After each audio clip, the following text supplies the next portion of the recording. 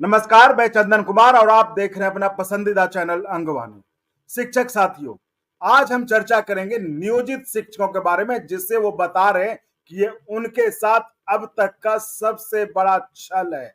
क्योंकि नियोजित शिक्षकों ने सरकार की बात मानते हुए सक्षमता परीक्षा तक दिया, लेकिन अब जो बात आ रही है कि सक्षमता परीक्षा देने के बावजूद, उसमें पास करने के बावजूद अब उनकी वो वरीयता नहीं रह जाएगी जिस दिन से वो नौकरी कर रहे हैं।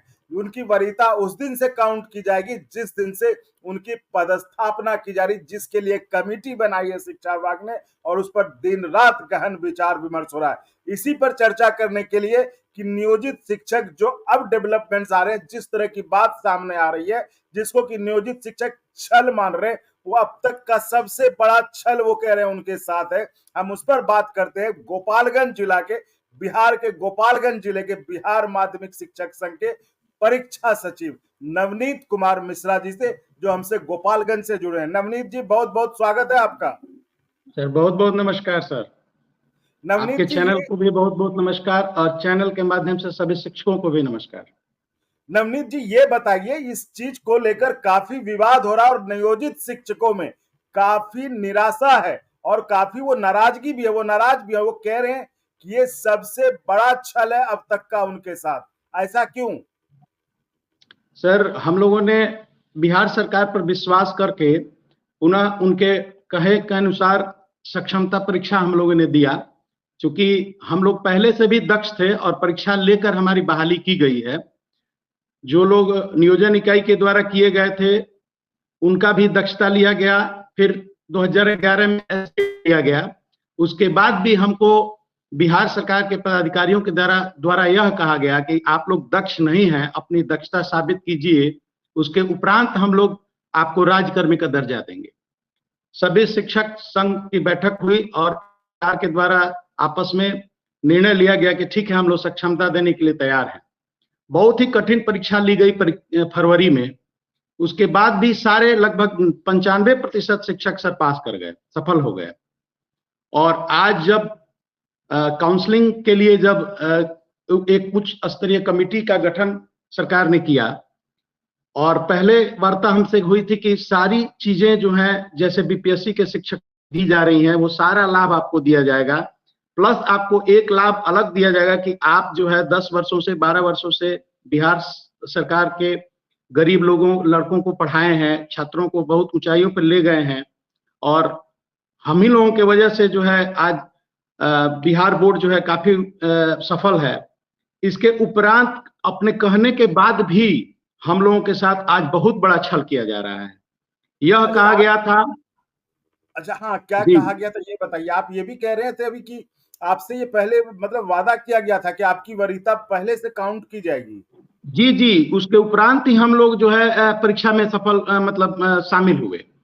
अच्छा। यह कहा गया था कि नहीं, आपको जो आप नियोजित जब से हुए हैं, जिस योगदान तिथि से आप पहले पूर्व विद्यालय में आप योगदान किए हैं, उसी नियोजन तिथि से आपको जो है आपको वरीयता का निर्धारण किया जाएगा।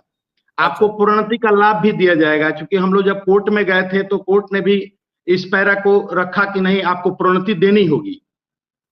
लेकिन इन दोनों बातों को शिथिल कर दिया गया है। अभी आ रहा है कि आप जिस दिन से आपको पदस्थापन किया जाएगा काउंसलिंग के बाद, आपको उसी तिथि से आपको वरीयता का निर्धारण किया जाएगा।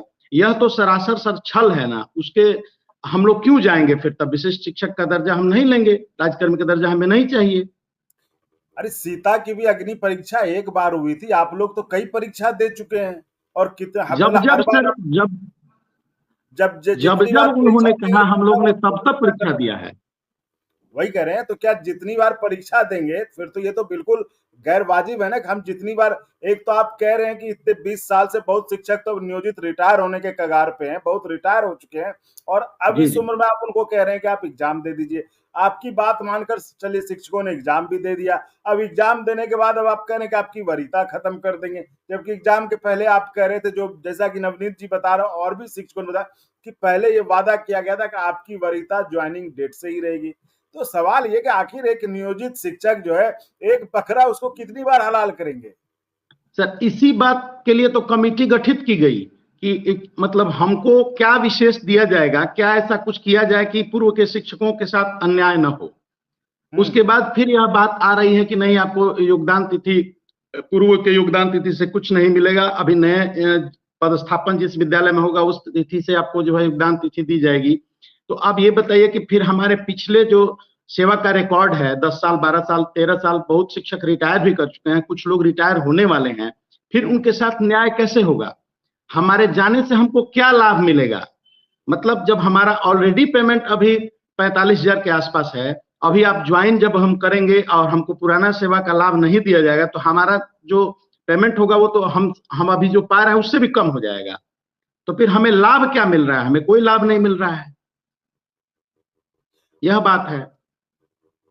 अच्छा, एक चीज नवनीत ये बताइए, आप लोग अब तक कितनी परीक्षा दे चुके हैं सरकार के द्वारा?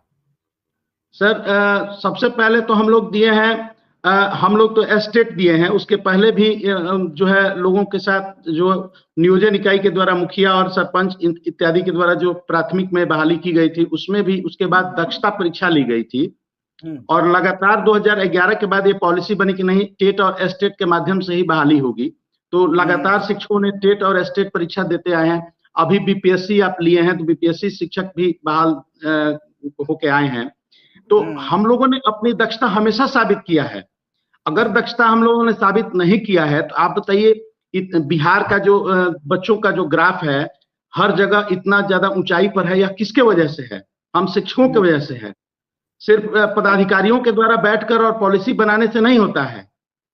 आप हमें जो भी कह लीजिए, परंतु हम लोग बिहार की शिक्षा सेवा में पूरा तरह से समर्पित हैं। और हम लोग कहाँ जाएंगे? हम लोग के साथ हम मुख्यमंत्री महोदय से न्याय मांगते हैं कि कम से कम इस पे आप अविलंब जो है रोक लगाएं और अपने स्तर से एक जो है शिक्षक के, विशिष्ट शिक्षकों के लिए एक जो है उच्च स्तरीय कमेटी बनाए, जिस कमेटी में कम से कम विद्वान लोग हों, शिक्षक के विद्वान भी हों बैठे, और पुराने लोग भी हों, और इन सब चीजों पे चर्चा हो। अभी देखिए जैसे कि अभी ये लोग ऑनलाइन जो है लेके चले आए हैं हाजिरी, लेकिन एक भी कार्यशाला आयोजित नहीं हुई है कि इस ऑनलाइन से जो ऐप हम लोग लोड करेंगे अपने मोबाइल में उसका क्या परिणाम होगा, हैक होगा। इसमें सभी शिक्षकों का जो है सर बैंक का ऐप है या अन्य ऐप है, पर्सनल निजता का हनन हो रहा है, लेकिन इस पे किसी का ध्यान नहीं है। हमारे मोबाइल से हम उसमें पैसा भरेंगे और हमारा निरीक्षण होगा। भाई आप अपने स्तर से हमारा निरीक्षण कीजिए, आप अपनी व्यवस्था से कीजिए। बहुत शिक्षक गरीब हैं, जिनके बच्चे बड़े हो गए हैं, पढ़ रहे हैं, जिनके पास मोबाइल नहीं है सर। नहीं, उस पर बात करेंगे नवनीत जी, उस पर बात करेंगे। पहले हम इसी पर रहते हैं, पहले सक्षमता वाले। ये बताइए, तो क्या आप लोगों से कभी सरकार, ये जो कमेटी बनी, आप लोगों से सलाह, क्योंकि आपका शिक्षक संघ तो बड़ा शिक्षक संघ है, आप लोगों से तो सलाह मशवरा करती होगी ना सरकार? सर कमेटी बनाने के पहले चर्चा हुई है। कमेटी बनाने के पहले शिक्षक संघों ने विभिन्न ज्ञापन दिया था, तो उसपे उन लोगों ने आश्वासन दिया था कि नहीं, बिल्कुल सभी चीजों पे चर्चा होगी। श्रीमान जो है शिक्षा मंत्री महोदय से भी हम लोग मिले थे और उन्होंने पूर्ण आश्वासन दिया था। लेकिन यहाँ सर अब पता नहीं क्या कमेटी बैठा है, अभी कमेटी रिपोर्ट पेश नहीं की है, लेकिन बीच में यह बात आ रही है कि नहीं, जो है आप लोगों को नए योगदान तिथि से ही वरीयता का निर्धारण किया जाएगा, सेवा निरंतरता का लाभ नहीं दिया जाएगा। इस प्रकार की जो बातें हैं यह हम शिक्षकों में असंतोष की भावना जागृत करती है। यह सही नहीं। ये एक चीज इस पर ये भी बताएं आप, ये कहीं से कुछ मतलब ये जो जानकारी फैल रही कि आपको सेवा निरंतरता का लाभ नहीं दिया जाएगा, ये कहीं से एकदम ऑथेंटिक ढंग से पता चला है, या फिर ये कुछ लोग जो है शिक्षकों को परेशान कर लिया, उनमें घबराहट पैदा करने के लिए भी इस तरह की खबरें फैलाते? अखबार और मीडिया के माध्यम से हम लोग को पता चल रहा है। आखिर कोई भी बात सर मीडिया ऐसे तो छापेगी नहीं, कहीं ना कहीं वार्ता निकल के आ रही है। अच्छा सर, अभी काउंसलिंग होने जा रहा है, लेकिन अब तक आप जांच रिपोर्ट जो उच्च स्तरीय कमेटी रिपोर्ट है वो सौंपी नहीं गई है। जब तक उच्च स्तरीय कमेटी रिपोर्ट सौंपी नहीं जाती है, आप हमारा क्यों ले रहे हैं काउंसलिंग? मान लीजिए हमको, हमारे साथ आप क्या देने वाले हैं, हमको क्या लाभ होने वाला है, हम किस प्रकार से सेवा करेंगे, इसका हम लोग को पता होना चाहिए ना सेवा शर्त कि हमको क्या मिलने वाला है। तब हमारा आप काउंसलिंग लीजिए, आप हमारी जांच जो करना है, जिस प्रकार करना है कीजिए, हमें कोई आपत्ति नहीं है। अगर हम सही हैं और सेवा करने वाले हैं और करते हैं तो हमें किसी प्रकार का डर नहीं है। लेकिन आप अपनी बात बताइए कि हमें क्या देने वाले हैं, हम हमारे साथ क्या न्याय करेंगे, ये तो होना चाहिए सर। चलिए, हम इस बात को सच भी मान रहे हैं, कमेटी इस बात पर चर्चा कर रहे हैं और इस बात को लेकर जो है एक तरह से कमेटी ने तय भी किया हुआ है। तो अब संघ क्या करेगा?